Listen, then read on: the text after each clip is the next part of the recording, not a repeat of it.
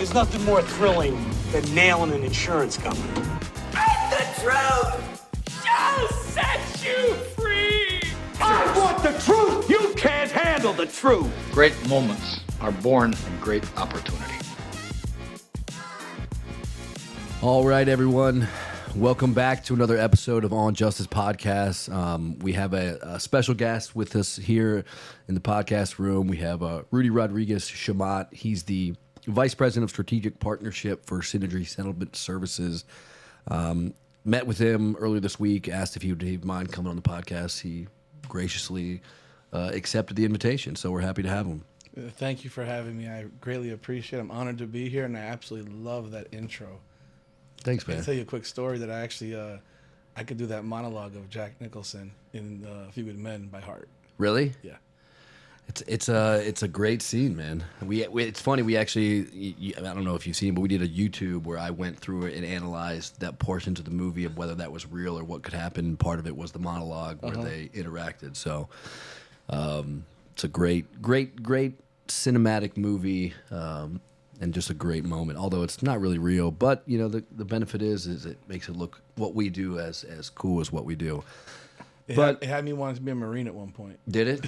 Seriously. Well, I remember after law school, the job prospects were kind of terrible. I actually met with a recruiter trying to get into the JAG program after enlisting first as an officer, but ended up not going that route. So here I am. So I brought Rudy on because I think one of the benefits to have is we talk about, you know, his strategic partnership is, you know, us as lawyers, there's various components that people may or may not know about a case, right? There's the idea of that you sign up the case, you work the case up, you get the case resolved, but then when you get the case resolved, you know, there's a lot of steps that happen after that, right?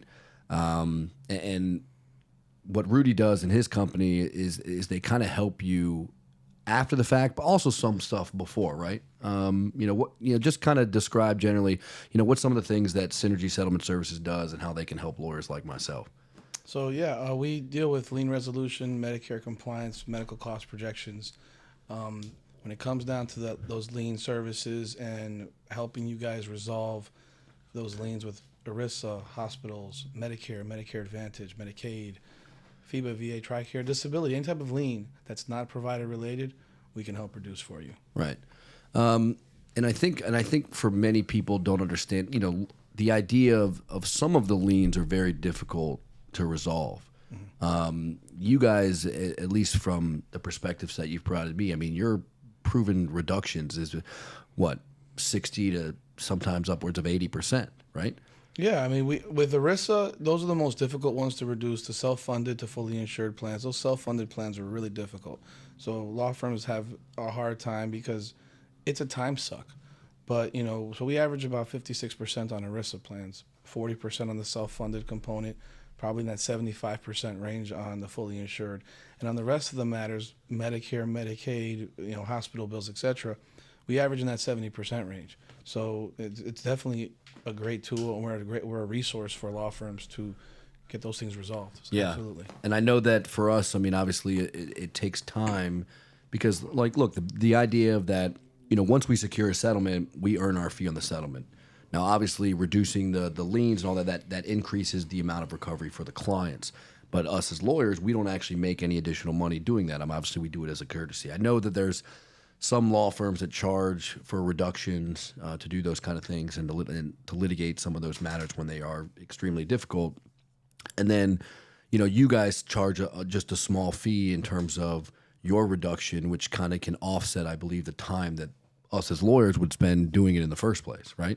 Correct. So really what it comes down to is the best result and putting the most money in your client's pocket. Right. And, you know, on average, it takes about 90 to 120 days to get that best result. Now, obviously, every client might not be right for the situation because they might, you know, be blowing your phone up and saying, I need my money now. But in the reality, if we can put more money in their pocket in 3 months, will they prefer that? Absolutely. Right. And yeah, we do charge, our fee is based on success. So if we're not successful, which in 3.5 years with Synergy probably has happened 10 times, in upwards of 4,000 cases that I've handled, there's no fee. Right. So if there's nothing to lose by bringing us on, because if we're not successful, you don't have a fee, and our fee is 15% of the reduction or 15% of the net to client, whichever is less. Right. Now, are you guys, I mean, I talk about like lien resolution after the fact, but you can do that even before a settlement, right? Correct. Yeah. I mean, it's all depends on the law firm. So, and the situation. Do you want us to attempt to reduce these liens while you're in pre-suit, or do you want to wait until after you settle the case? Every case is different, but yes, we can potentially reduce liens, ERISA liens, Medicare liens during the process. However, there's different opinions on whether or not you want to do that for purposes of potentially growing your settlement. But at the same time, if you have a certain cap on policy limits and stuff like that, you want to see that we can get that lien down. Right. So then, get an idea of saying, like, look, this is where we think we can get to, see what you could do based upon that reduction, and that can kind of help decide whether or not we can even resolve in the first place. It's very, and absolutely correct. So it's really, I have found that, and I've had conversations with different attorneys where they're wondering, can I even take on this case? Because the policy limits are not large and the bill is already through the roof because they went to the hospital. And they have a $100,000 hospital bill with a $25,000 policy. Can I take the case? Yes, we can absolutely handle that matter for you because we get those matters reduced all the time. Right. And in those situations, we're capped at that 15% of net to client. So even if we reduce it $95,000, our fee will be 15% of the final number that your client is taking home. Right, which is something that is absolutely advantageous for the client. Now, I know that we talked about, you mentioned a little bit about Medicare compliance, and I think for me as a lawyer, I didn't realize when you're dealing with Medicare and even sometimes Medicaid, there's a lot of nuance that's involved in terms of protecting their right to continued benefits, right?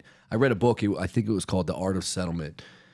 And in that book, we learned about how to, maintain Medicaid benefits and really how to maintain Medicare benefits, right? And one of the things that we have to do is do a Medicare set-aside. And for those the listeners that don't know, what that essentially is that if you recover money from a settlement and your client is a Medicare recipient, or as Rudy pointed out to me the other day, or they're eligible for benefits within 30 months, meaning you settled within a 30-month window that they will reach the age, I think it's 65. You have, well, I don't want to say have, but Rudy will explain what I mean by that, but it's a good idea to set aside some of the money to basically act as like a fund for when you become a Medicare recipient to pay for some of the damages you sustained. And then after that is resolved or paid for or exhausted, then Medicare will kick in. Right? Correct. That's and you guys handle that. Correct. So, I'm sorry. No, go ahead. So, yeah, when it comes to the Medicare Secondary Payer Act, and Medicare compliance, the key is there's recommendations, because there isn't a requirement per se from Medicare, but there are recommendations. And if you don't, in cases in which you have a client who's Medicare eligible or on Medicare eligibility being 30 months from 65, or they are on disability, or they have end-stage renal failure, if those things are in place and there's potential future care, you should, to protect yourself as a law firm, but also more so protect your client from the possibility of future care. And if you need to have surgery in the future, there needs to be money. There should be money set aside for your client's procedures. It's not to protect Medicare; it's to protect your client. Right. Because the last thing you want to have happen is that they don't set aside any money, and then Medicare decides to not cover a future surgery from this accident, and now who's the first phone call coming to? The law firm saying, Right. They won't cover my surgery. We have a problem. And that's a problem that you want to avoid. So we have a program where we give a consultation, and after that consultation, there's a determination as if you want to. There's three options. Have it do the Medicare set aside if it's recommended. That's an additional, it's a $2,500 fee for the consultation and allocation report done by one of our nurse allocators. If we determine that your client, it's not recommended to have it. Then we give you a letter, and it's just a $1,000 fee for your file for your client. And the third one is if we do recommend it, and your client says no, we're not going to do it. Okay, we have a letter for you, a letter for the client, CYA for the law firm, and if they have something bad happen in the future, they can't come back and say, well, you never advised me. Right. So you protect yourself as a lawyer. Correct. You know, and I've had, I think I've had to do 2 Medicare set-asides, and the benefit is when you work with the proper allocation, you can also take into account the amount of settlement or the amount of the resolution and saying like, look, our best day is X, right? So we had a case, we resolved it for just shy of $2 million, but we said, look, really the case was worth about 5 or 6.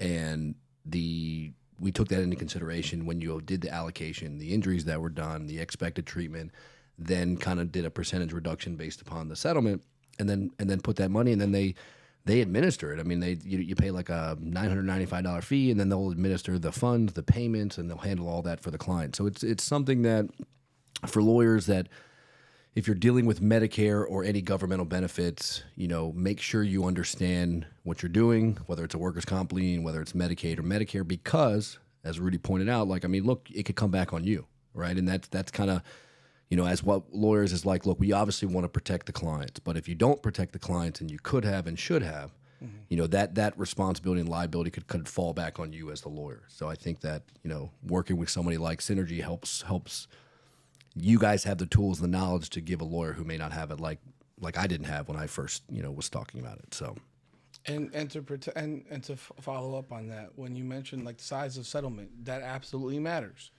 If you have a case that's a 25 policy, it's probably not going to be recommended that you do an MSA because there's no money to fund it. right.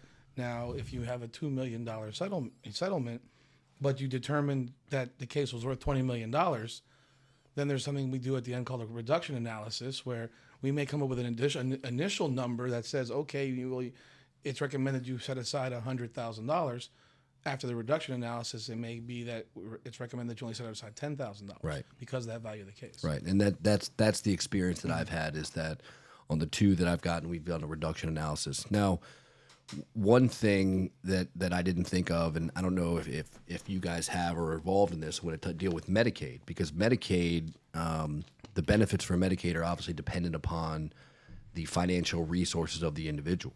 And if you have a client, and I don't know if you guys handle this or work with this, but when they have a Medicaid recipient, sometimes you have to set up a qualified, well, it's like a special needs trust. Like the money has to be put into a special needs trust, because then it's not like they have the money. It's not they have the income. I don't know if you guys work or people with that, especially because that's kind of Medicaid specific.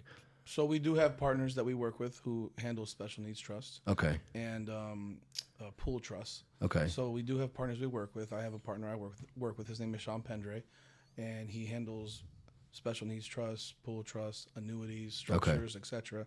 And yes, they do need to have. You can't have more than $2,000 in the bank as a single person at the end of the month if you're on Medicaid, or I think it's $3,000 if you're married. Right. So there's options around it in terms of if you don't have a huge settlement, you can potentially spend it down, but you need to do that before the end of the month. Right. Because you don't want to have your client lose their Medicaid. Lose their Medicaid. Right. You know, because at the end of the day, that Medicaid and those benefits are worth way more than the settlement typically. Now, if they get $500,000, now we have a different conversation. Right. You probably should still do it to protect your benefits, but now your life is probably a little bit different now that you had $100 million in your pocket. Well, I think the idea is that, like, making sure the clients are aware, like even with the Medicare, of like, okay, if we do this, you may lose your entitlement to benefits. We can put it in a special needs trust, but then they say, well, then now I don't have the freedom to just spend the money as I want. So then I say, okay, well, the idea is that if you get the money, maybe you just get health insurance that you can pay for, because now you've got a large enough settlement. But it's the idea that thinking about these things post-resolution, you know, as the lawyer, just to make sure that clients are always informed of, like, these are the consequences of decisions and how do we want to proceed. So, you know, I think that doing it either special needs trust and can help that. And I don't know if you guys do, but do you guys work with people that do like qualified settlement funds, anything like that, QSFs? We do. Sean Pendry, my partner. He does. some of that Okay. stuff. All right. Yeah. And for those of you that don't listening, is sometimes that you may see qualified settlement funds. A lot of times they're in like the mass tort litigation where the money's put into a fund, and then from that, once the settlement is done, it's actually paid into an IRS created entity, and from there is where you can kind of pay out and make decisions. So if you're on you don't know what you're going to do with the funds yet, you can put it in a QSF. They paid to that directly, and then from there you can kind of do different things. And obviously that's I've never in almost 4 years now at Synergy, I've never had one. yeah. I mean, it's- it's for a lot of times the larger resolutions and things like that. So I was just curious. I look forward to it, but I've never had one. We'll get you there. Yeah. We also talked about one of the things that we talk is Medicare or medical cost projections. So just generally, what is a medical cost projection? So medical cost projections are based on damages. So you have future care. It's similar in a sense to an MSA in terms of it's a report that details, but for this case, it details every possible future item. So if you need a ramp put at your house, if you need your bathroom widened or something like that, because now you're in a wheelchair for whatever reason.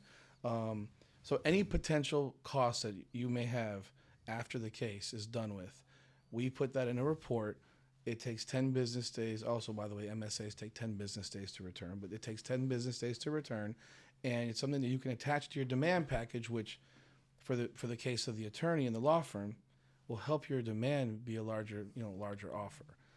It's based on that, because typically you're not going by an exact number, you're going by an estimate, at least from my experience. Right. You can correct me if I'm wrong. But with that report, it's on paper. A third party's done this report for you. It's done again by one of our nurse allocators who produces this report. And we've seen settlement offers jump $1 million off of these reports. Right. Where it was an offer of $1 million, and we did the report, and the next offer was $2.1 million around there. If it increases a settlement $50,000, it's worth it. Right. Because it's increasing the money to your client. For the law firm, it's increasing your fees, and it's typically making things run a little bit more quickly than you having to go back and forth with an insurance carrier who's messing around and trying to give you a low ball offer. It's $2,500.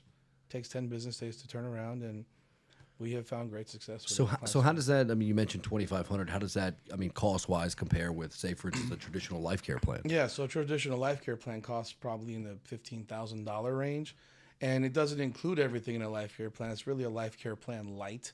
So if you have a case that's worth millions, you probably are going to want a life care plan regardless. Right. But this is something that you'd be using in pre-suit.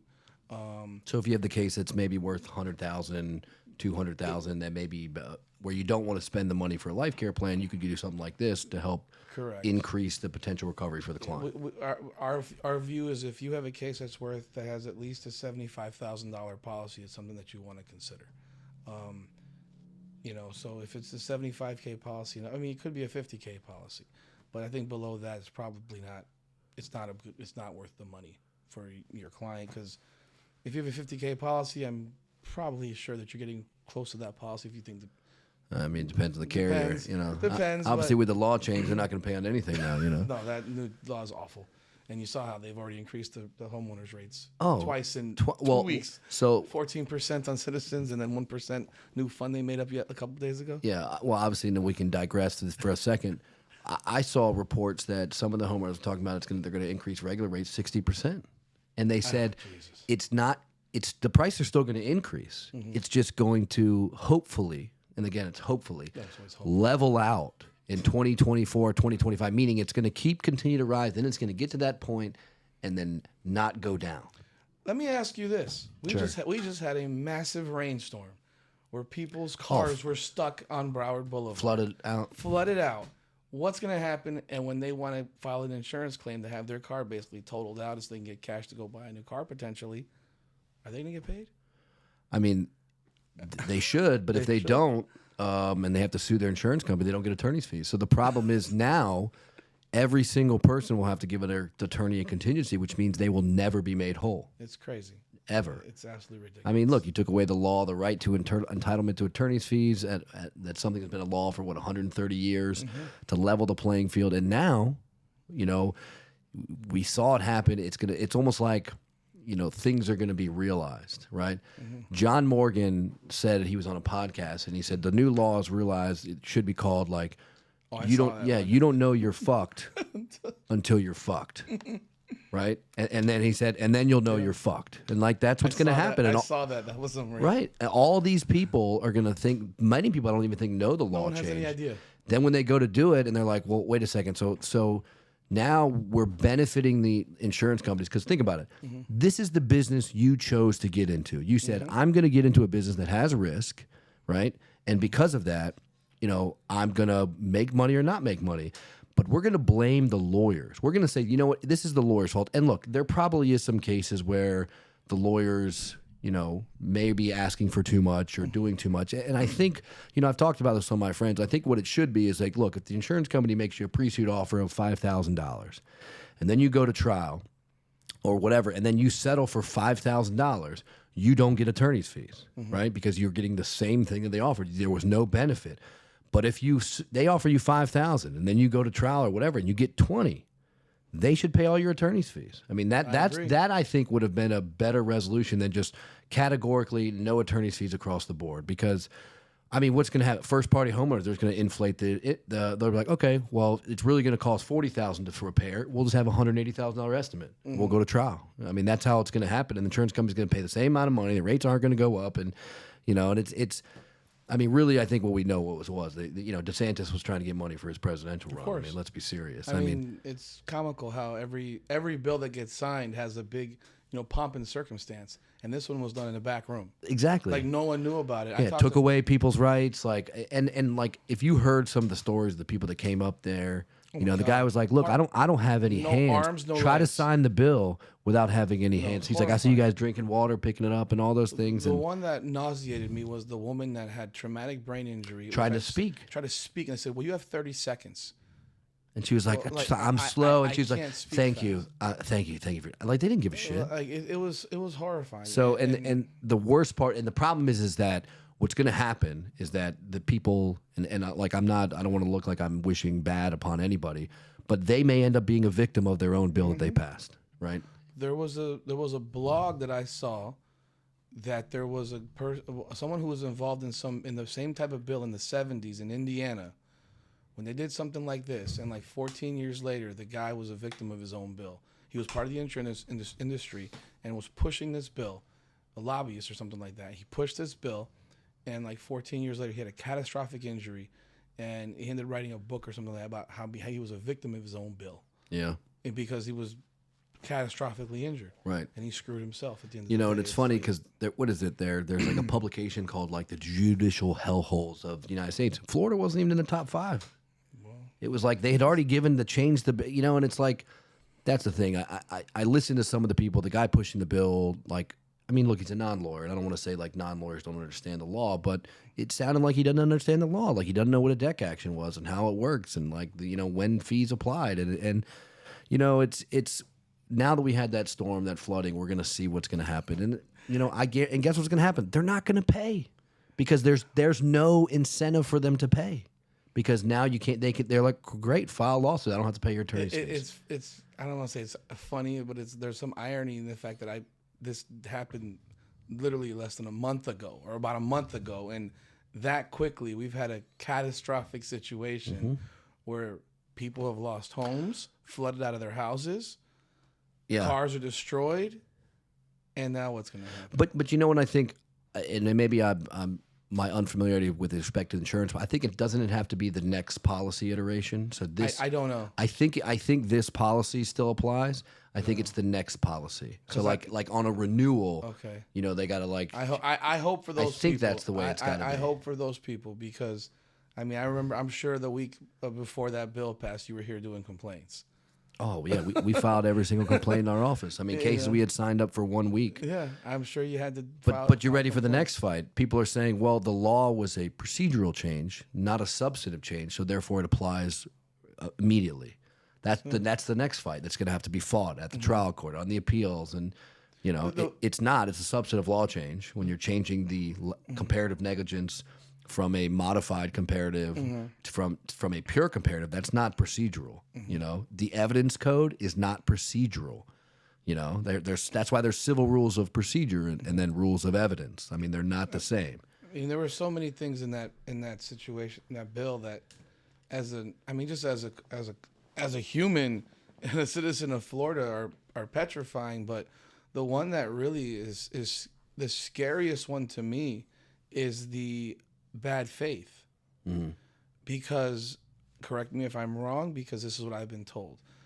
If you have a bad faith situation right now, which I'm aware of now, if they make a bad faith offer and let's say your policy is $100,000 and then you go to trial and you get $2 million, or you end up settling for $2 million because you file a bad faith claim or settle, suit, and you get $2 million, the insurance company's on the hook.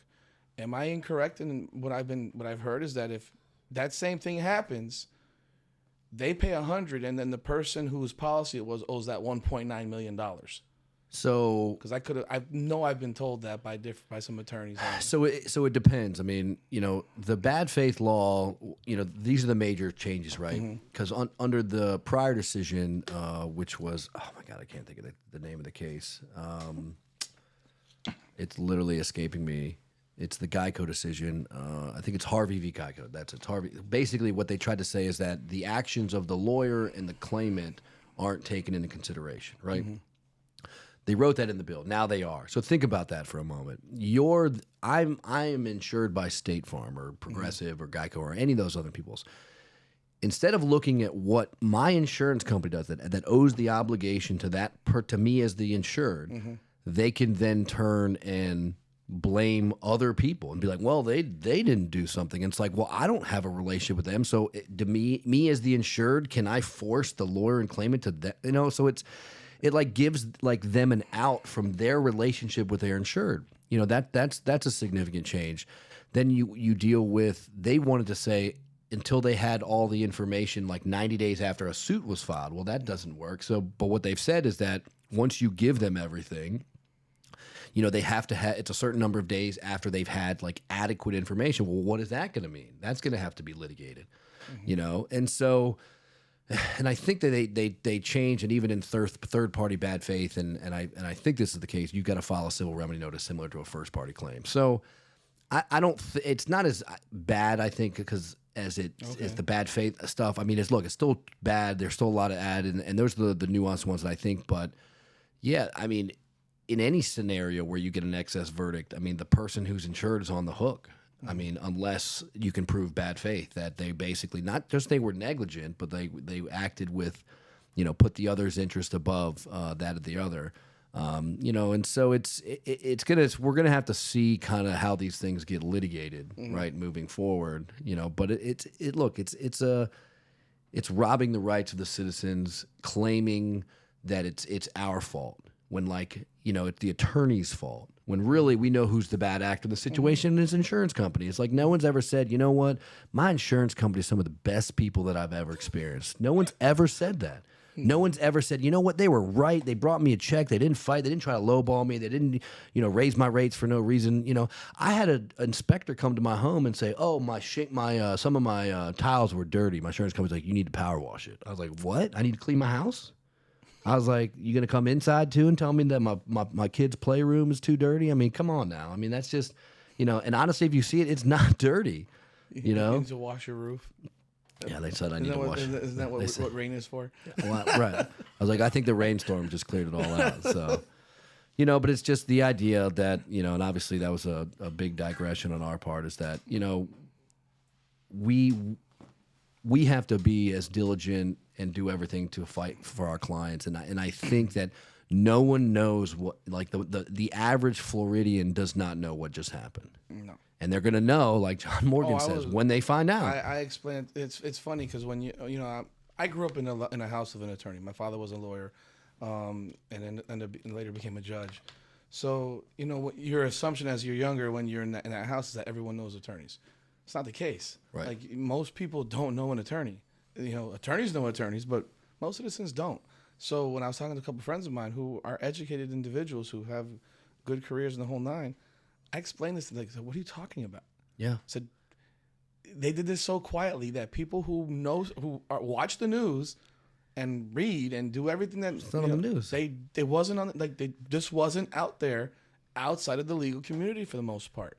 So they're like, what are you talking about? I said, if you get into an accident in the future and you are ruled to be 51% at fault, you will get nothing. Get nothing. But, and what makes it such nonsense is that the other person's not getting 100%. They're only getting the 51%. Right? Right. Well, no. If you were 51% at fault, they would have to only pay their share, which is 49%, exactly. which pure comparative negligence is the way it should be. Everyone pays their share. Nope. Everything is so anti-plaintiff. I mean, they started out wanting to make it contributory, meaning if you were 1% at fault, you got 0. And there's states that have that. North Carolina, Alabama, Virginia, Maryland. And the one about, that was the one of the commenters. The guy was driving with his wife. There was a truck broken down in the middle of the road. He tries to swerve, like in the middle of the highway, kills his wife, maims him, and they go, oh, because he was going like 5 over the speed limit, he gets 0. His wife is dead. Yeah. And it's like, who does that benefit? If it's not like that's not about leveling the playing field. It's not about transparency. That's only for the benefit of the insurance companies, you know, and their shareholders and all this. And it's like, well, you know, I want to know who got paid what for voting for bills like this, you know? I mean, it's just, it doesn't, you know, they talk about like whether it rubs you. I always say it's like, does that make you feel rub you the wrong way? I mean, it does. I think that there was a purpose behind it, and it wasn't for helping to protect the people of Florida, you know? And when I hear and saw like defense lawyers saying like, this is to help the people of Florida, it's not. Not at all. It's to help the insurance companies. Let's make it clear. It's not good. And the thing is like, well, if you want to lower rates, put a mandate that says they got to lower the rates. No, we're not doing that. Which means the rate's going to continue to go up, and then they're going to be like, wait a sec, we passed this bill. Why are the rates not going down? Oh, wait, because it's just, that was all for show? It's nonsense. Yeah, that's exactly what it is. So let's keep hitting them and keep settling these cases, right? Yeah. So, I mean, just so people understand that, you know, we have a team that's built of people that worked at the lien holders. So, you know, for any attorney that's listening to this, our team is built of people that worked at the lien holders. So they worked at Rawlings, they worked at Conduit, Optima, Equian. You name the lien holder, we've had people that work there. We have over 15 lawyers on staff. So just people that understand that we actually have attorneys on our staff. Our company was founded by attorneys. So at the end of the day, while we're not a law firm, we do have, you know, attorneys on staff, and we know the inside of what those walls tell us at Rawlings. Yeah. We know where they're going to go to. So most people don't even know that all those, you know, analysts at Rawlings and other different lien holders, they work on commission. They're incentivized to make you pay. Right. So even when you think you got a good deal, you didn't get a good deal. Right. So give us a call. And some of the benefits too is, you know, we talked about, you guys can step in even if we've got a reduction, say we got 20% off the bill, and say like, Rudy, we can't get any more reduced. Can you guys come in and step in and see what you can do from here? Yes. You guys will take it, and your fee is based upon what we can get reduced further from our reduction, right? Correct. So if you had a $30,000 lien, you got it down to 20, you give it to us at 20, we start at 20. Yeah, and so that's just, and think about that. I mean, if the best that we can do is X, right, and then we give it to you guys, and you guys drop it to Y, it's already increasing the money for the client, no matter what. And then if you're unsuccessful, you don't charge anything. Correct. So it's kind of like, if your hesitation is saying, look, well, I don't want to pay 15% off the clip, I want to do it myself, take a shot, and then get it to where you got. Call Rudy and say, hey, look, can you take it from here? Can you get this done? You know, I think for us that's beneficial, because now you're making me think that, you know, cases where I've gotten reductions, you're like, oh, we could have gotten you a lot more. And so, you know, that to me as a lawyer, because obviously I want to do everything for the best for my clients, you know. Typically, yes. How do I sleep at night now, right? Typically, yes. You know, we will get more. Yeah. It's rare that we wouldn't. Yeah. So let me ask you, where can, you know, obviously we're going to put some of your information in the, you know, for the podcast, the comments, whatnot, but where can everyone find you? Where can they, you know, find the info for Rudy to help you, get them to help you out? You can reach me at 954-655-8205. I'm local. I work out of Pompano Beach. I cover all of South Florida from Key West up to Vero Beach. But, you know, as a company, we are national, so we cover the entire country. You can also email me at RChomat, CHOMAT, at synergysettlements.com. Okay. And I'm assuming the website is Synergy. And the website is synergysettlements.com. So Yeah. you can find me up there, and our 800 number. Find some more information and whatnot. So Yeah. And so you're lifelong. You've been down here in South Florida, right? You grew up down here, Yes. right? Yep. Which is hard to find nowadays, because I'm a transplant. I mean, I'm from Virginia, but what is today? Today's Wednesday. And I want to ask you. I see, I talk Rudy. We're friends on social media. He's a big sports guy, so I want to see, what do you think the Heat's chances are this playoff, especially the tough first round we got. If you had asked me before the series started, I would have told you we would have gotten swept. Now we take game one. We win game one, and now they're messing with my emotions, because I'm a diehard Heat fan. I have season tickets. I was hoping to not have to spend any more money on this team because I didn't expect much from them, but I'll be at the game on Saturday now, and then some have to get over to some bar to go watch the Ryan Garcia Gervonta Davis fight, which is on Saturday night as well. I tell you what, if Giannis, we lost Tyler Hero. I don't know that matters so much as more as Giannis, Antetokounmpo playing or not playing matters. Yeah, Giannis being out is huge. It's huge. If Giannis can't go tonight and Miami can get tonight's game, I cannot see us losing that series. No, not coming back home. It's a series now. It's a legitimate series. And look, Jimmy Butler in the playoffs is a different guy. Playoff Jimmy man. is different. It's a real thing. He is different, and he's the most underrated player in the league to me. Not just because I'm a fan, because I loved Jimmy Butler when he was with Chicago, with Minnesota. If he had not left Philly would have won a title by now. Oh, for sure. If they had let go of Tobias Harris and kept Jimmy Butler, the Sixers would have been champions at some point in the last 3 years. No question about it. And look, if they wanted to make a head-for-head trade for Bam, for Joel Embiid, I'll give a couple more picks too. I'd make that trade in a second, and the Heat would be the championship team next year. Yeah. And maybe that'll happen. Look, Pat Riley, the moves he makes, he gets it done. I love Jimmy Butler and the way that guy plays, because he's come from the dirt, Yeah. Like when his first couple of years, he couldn't get off the bench in Chicago. And you see what he's turned it, even from last year to this year. He couldn't have thrown a three-point shot into the ocean if he was on a boat. This year he shot 35% from three. Yeah. People don't even notice that.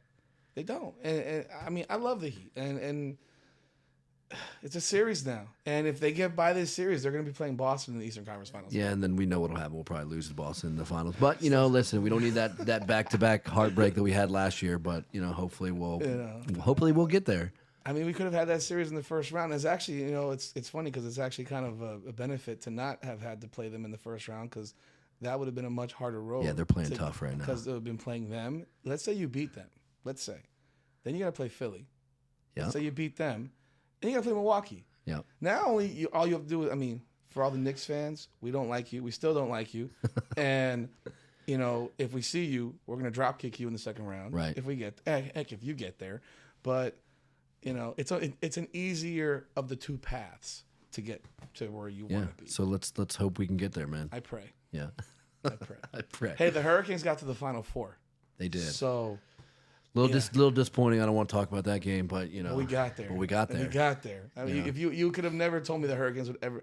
I thought we had the team this year to do it, but Connecticut's so good. Oh, they're good, and they just lost. They just had their top two guys turn pro. Yeah, but they had two guys transfer. What? Who the heck transfers off of a national championship team when you're playing 19, 20 minutes a game? This is the new generation of college sports, which I cannot understand. Why would you you win the title and you want to leave? It makes no sense. You don't want to be the defending champions? Not to mention you're going to be a starter next season. Correct. So it makes no sense to me whatsoever, but it's already happening at Connecticut. It's happening everywhere. Well, it's mind-blowing. It's Moneyball. Moneyball batters. So yeah, there's a reason now to stay in college for 4 or 5 years. Why not? You might not make as much in the pros because most of these guys aren't going pro. Yeah. So get paid while you can. Well, look, Rudy, I want to thank you again for coming on the podcast. A lot of insightful information, and for any of the listeners out there, lawyers, I really recommend reaching out. Synergy Settlement, their services, we're using them on a couple of cases now, and from what we've seen so far, the responsiveness, the work ethic, and the things they do to help us, and the fact that you guys really care about helping our clients really matters to me. So, reach out. Thank you so much. I appreciate you having me here. All right, perfect. Thanks, Rudy. All right, see you, everybody.